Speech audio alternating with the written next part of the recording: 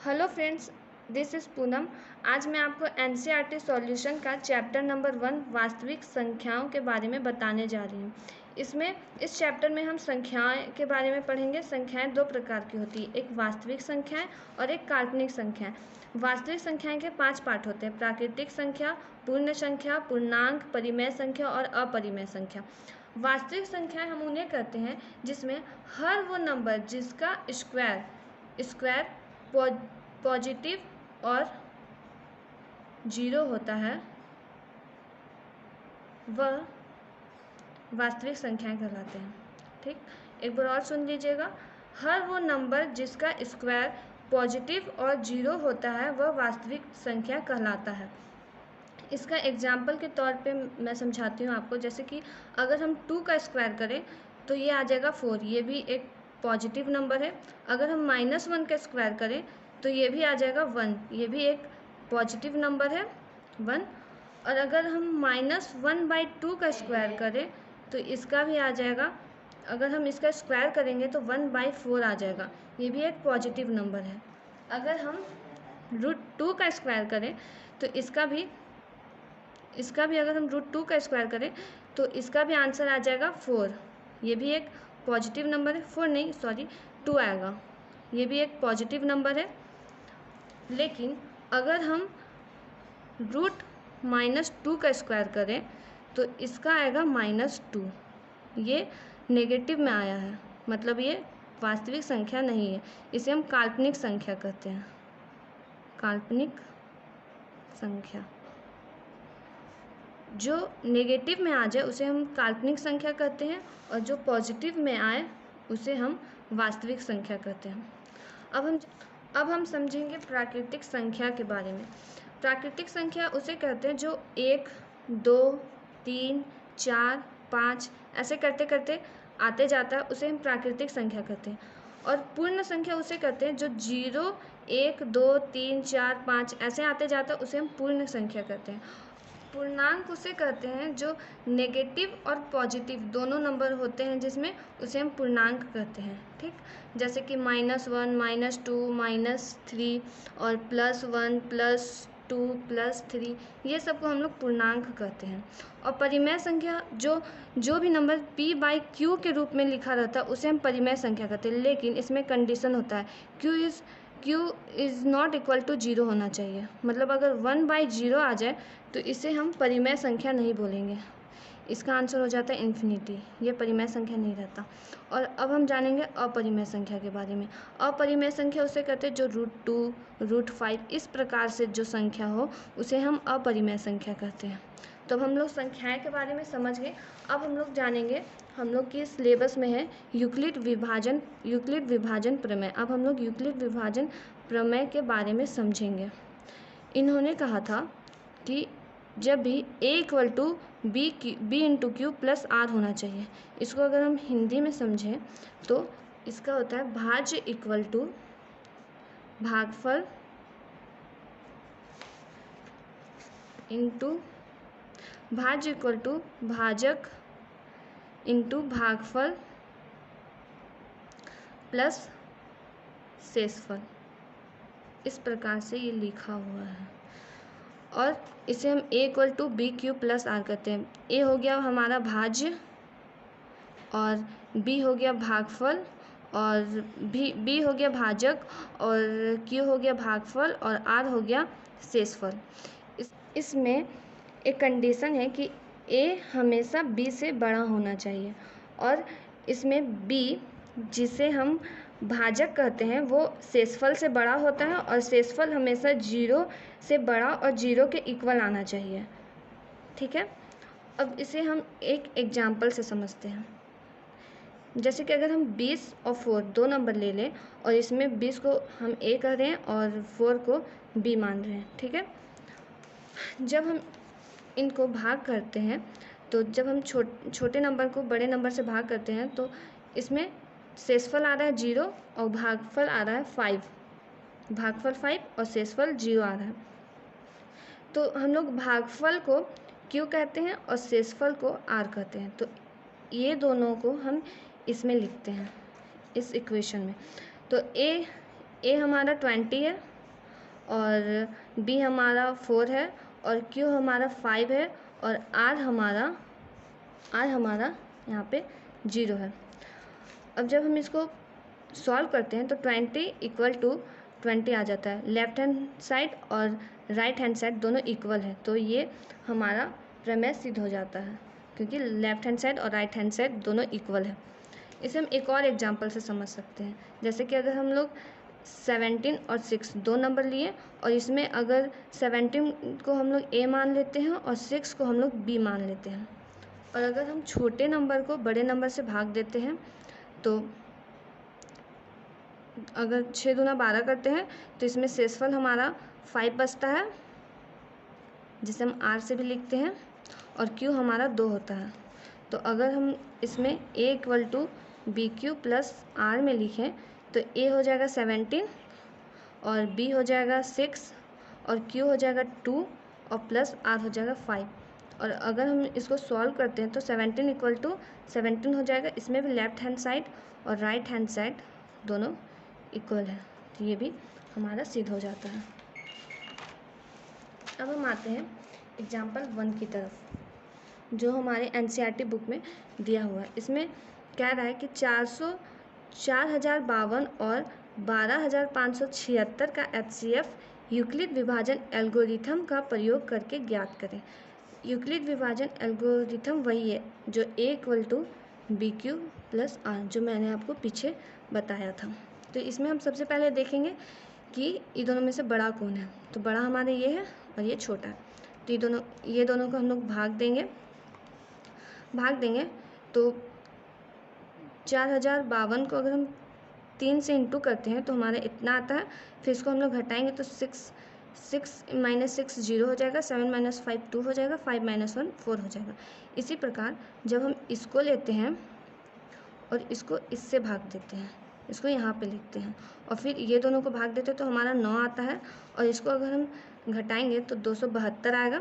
फिर इसी को हम लोग यहाँ इसको हम लोग फिर से इससे भागा देते हैं, फिर यहाँ पे इसको भागा देंगे तो यहाँ पर 148 शेषफल आएगा। फिर इसको जब तक 0 नहीं आ जाता तब तक हम लोग को ऐसा करते रहना है, और फिर इसको हम लोग 272 से भाग देते हैं यहाँ वाला से, और फिर इसमें 124 आ जाता है। फिर इसको हम लोग इससे भाग देते हैं तो यहाँ पे 1 आ जाएगा और यहाँ पे शेषफल 24 बच जाएगा, और फिर 24 को हम लोग 1 to 4 से भागा देंगे तो 5 आएगा और शेषफल 4 बचेगा। और फिर यहाँ पे 4 को हम लोग 24 से भागा देंगे तो हमारा 4 6 24 आ जाएगा और शेषफल हमारा 0 बन जाएगा। ऐसा हम लोग को तब तक करना है जब तक हम लोग का 0 ना आ जाए। ठीक, तो हमारा 0 आ गया। फिर यूक्लिड विभाजन प्रमेय से जो हम लोग को प्रमेय मिला था a equal to B Q plus R, तो इसमें हम लोग इसको लिख देंगे। तो a हमारा सबसे पहले ये था, तो इसको हम लोग यहाँ पे लिखे, फिर इक्वल टू, फिर 452 था हम लोग का b, ये a होता है, ये b होता है, ये q होता है और ये r होता है। ठीक, तो b हम लोग का ये हो जाएगा 452 और इंटू 3 q और प्लस r जो हमारा 420 था वही, ऐसे लिखेंगे। फिर इस पार्ट को हम लोग यहाँ पर वैसे ही लिखेंगे, a equal to B Q plus R. फिर यहाँ पे 1 2 3 4 5 6 और 7, 1 2 3 4 5 6 7 बार हम लोग लिखेंगे इसको, इसी प्रकार लिखते जाएंगे। और HCF हम लोग उसका निकालेंगे 24, जिसका लास्ट में आ रहा है उसके जस्ट ऊपर वाला HCF हो जाता है। जैसे कि हम लोग यहाँ पे 0 आ रहा है तो इससे जस्ट ऊपर 4 है तो हमारा HCF 4 हो जाएगा। बस इसमें इतना ही है। ये ध्यान रखिएगा कि यहाँ पे जो 4 आया इसके जस्ट ऊपर होना चाहिए, इधर उधर नहीं, 4 ही होना चाहिए यहाँ पे इसके जस्ट ऊपर। अब हम लोग एग्जाम्पल 2 समझते हैं। इसमें दिया है, दर्शाइए कि प्रत्येक धनात्मक समपूर्णांक 2q के रूप का होता है तथा प्रत्येक धनात्मक विषम पूर्णांक 2q प्लस 1 के रूप का होता है जहाँ q कोई पूर्णांक है। ठीक, ये हम लोग को क्वेश्चन दिया है। इसमें हम लोग को ध्यान देना है कि यहाँ धनात्मक सम पूर्णांक लिखा है और यहाँ पे धनात्मक विषम पूर्णांक 2q+1 लिखा है। तो इसमें हमें सबसे पहले पूर्णांक के बारे में समझना चाहिए। तो पूर्णांक जैसे कि जो नंबर 2, 3, 4, 5 ऐसे हो, या फिर -1, -2, -3, -4 ऐसे हो, तो ये दोनों को हम लोग पूर्णांक कह सकते हैं। जो नेगेटिव में भी हो और पॉजिटिव में भी हो, दोनों को हम लोग पूर्णांक कह सकते हैं। तो इसमें धनात्मक सम पूर्णांक बोला है। तो धनात्मक सम पूर्णांक मतलब जो पॉजिटिव में हो और जो नंबर सम हो, जैसे कि 2 हो गया, +4 हो गया, ये सबको हम लोग धनात्मक सम पूर्णांक बोलेंगे। और जो नंबर यहाँ पे लिखा है धनात्मक विषम पूर्णांक, तो धनात्मक विषम पूर्णांक हम उन्हें कहेंगे जो नेगेटिव में हो, जैसे -1,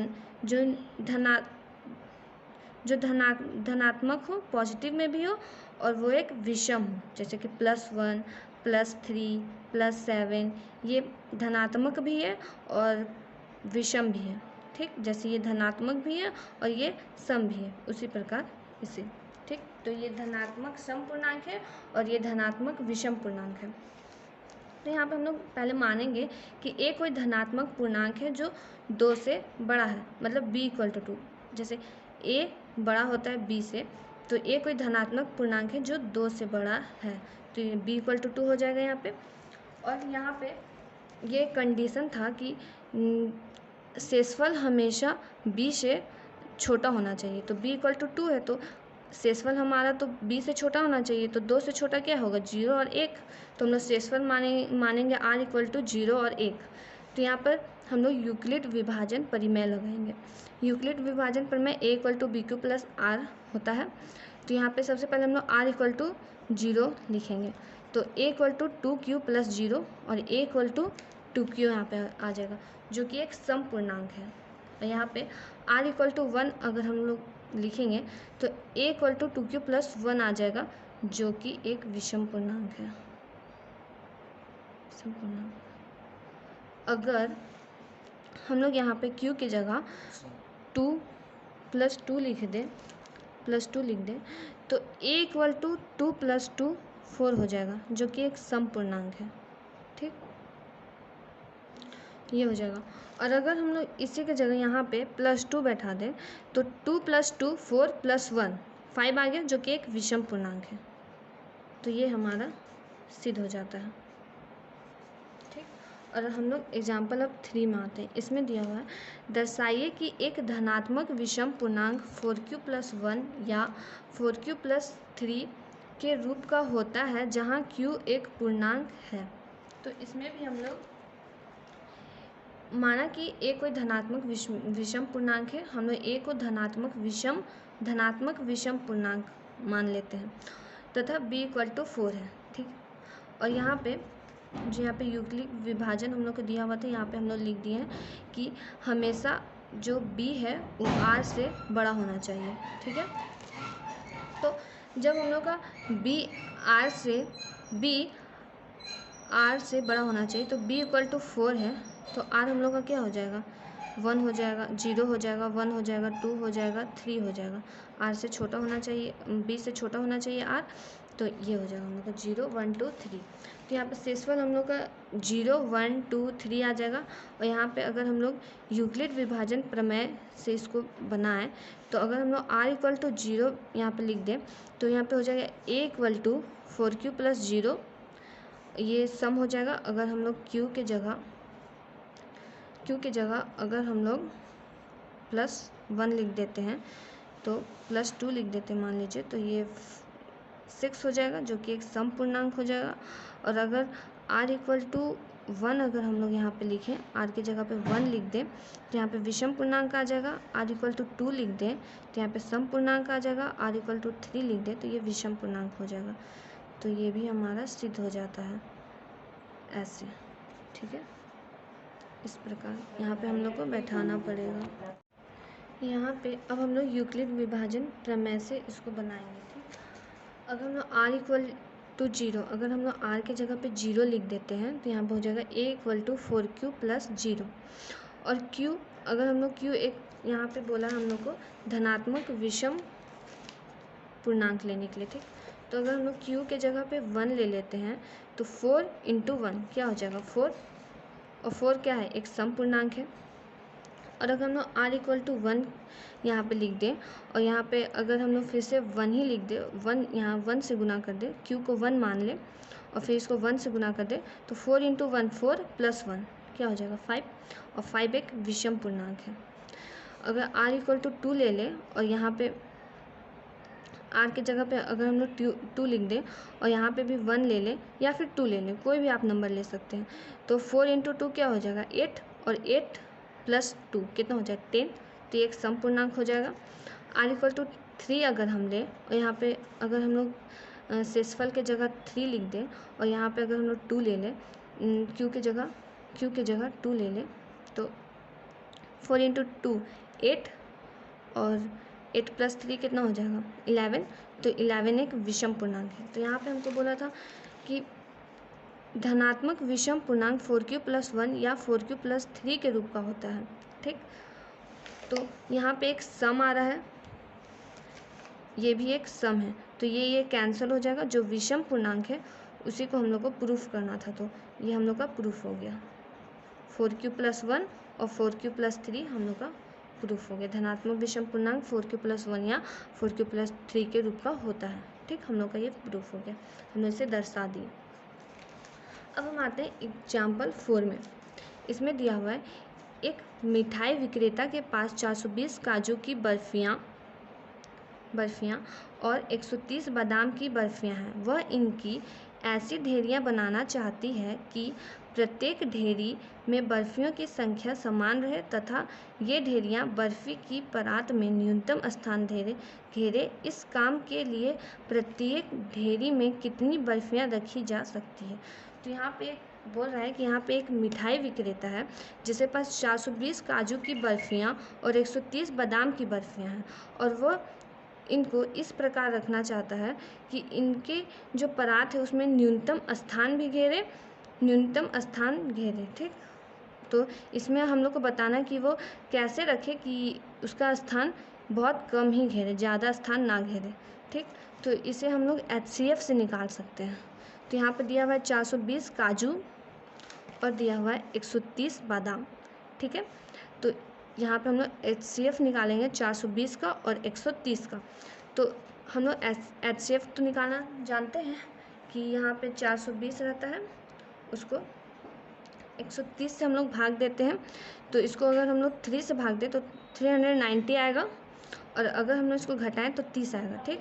यहाँ पे 30 आ जाता है, और फिर यहाँ पे जो 30 रहता है उसको हम लोग फिर इसके जस्ट यहाँ वाला से इसके भाज्य से हम लोग इसको डिवाइड करते हैं। तो इसको अगर हम इससे डिवाइड करेंगे तो यहाँ पे 4 आ जाएगा, और यहाँ पर अगर हम लोग इसको घटाएंगे तो 10 आ जाएगा, ठीक है। फिर इसको हम लोग इसके भाज्य से गुना करते हैं, मतलब इसके भाज्य से भागा देते हैं, और यहाँ पे इसका भागा देंगे तो यहाँ पे 3 आ जाएगा हम लोग का भागफल, और शेषफल हम लोग का 0 बच जाएगा, ठीक है। कोई यूक्लिड विभाजन प्रमेय से A = BQ + R होता है, ठीक। ये हम लोग जानते हैं। तो हम लोग का A हम लोग का 420 है, और ये A = BQ + R, ठीक। तो हम लोग का A 420 है, B है, A हम लोग का 420 है, B हम लोग का 130 है, और Q हम लोग का 3 है, और R हम लोग का ये शेषफल R हम लोग का ये नहीं, मतलब यहाँ पे हम लोग को देखना है, तो R हम लोग का ये है 30, ठीक है। तो यहाँ पे हम लोग लिखेंगे 420 = 130 × 3 + 30। उसी प्रकार नीचे अगर हम लोग डिवाइड में यहाँ पे देखते हैं, तो अगर हम लोग दूसरा वाला लें तो यहाँ पे हो जाएगा 130 = 30 × 4 + 10। यहाँ पे 30 = 10 × 3 + 0, ये हो जाएगा। और HCF हम लोग उसी का लिखते हैं जो इसके जस्ट ऊपर हो, तो इसके जस्ट ऊपर 10 है, तो HCF हम लोग का 10 हो जाएगा। तो वो मिठाई विक्रेता 10 वो मिठाई विक्रेता प्रत्येक ढेरी में 10 बर्फियाँ रखेगा, जिससे कि उसका स्थान कम घेरेगा। ठीक, तो थैंक यू सो मच, यहीं तक था।